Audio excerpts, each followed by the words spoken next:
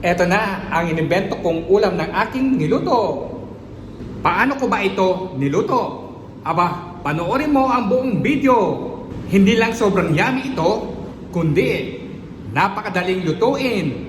Eto ang mga ibang ingredients na ating gagamitin sa pagluluto ng ating pananghalian. Salted butter ang ating gagamitin. Tunaw tayo. Itutunaw natin ito.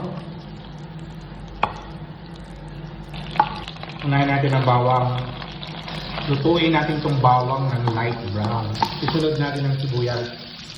Lutuin natin itong sibuyas ng mabuti hanggang maging light brown. Takpan natin to guys para maluto kagad ang ginsa. Isunod na natin yung mixed vegetable. Guys, frozen lang itong na aking nabili ha. Takpan natin muna. Lalagyan natin to ng paminta. Takpan natin muna. Haluan-haluan natin. Lagyan natin siya ng evaporated milk. Pakuluan natin ng bahagya. Pagkatapos, lagyan natin ito ng cream. I-mix natin siya ng mabuti hanggang matunaw. Lagyan natin ito ng konting salt.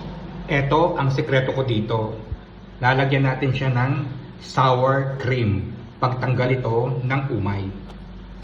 Ito na rin ang magsisilbing pampalapot dito. Sour cream. Tinikman ko na siya. Okay yung kanyang lasa. Panalo. Ilagay ko na itong quail egg.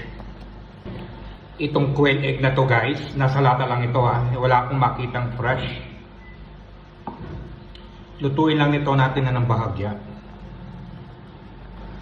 Lalagyan ko siya ng solid tuna and olive oil. Sobrang malasa ito guys.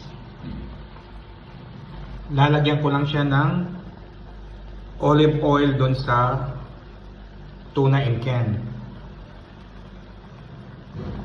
Halu-haluin natin yung mga ingredients.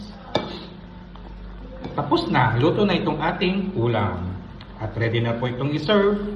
Hindi ko na ito pinalapot dahil wala akong pangpalapot na cornstarch. Okay na ito. Alam ba ninyo kung may singkamas lang kayo? Uy, the best dito yon.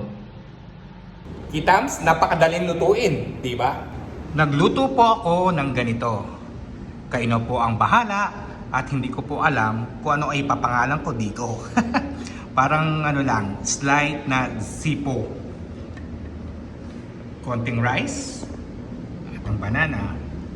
Ang aking pananghalian ko for today.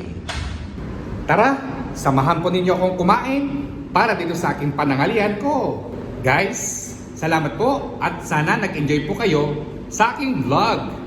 Thank you for watching, like and share, follow me more, and see ya!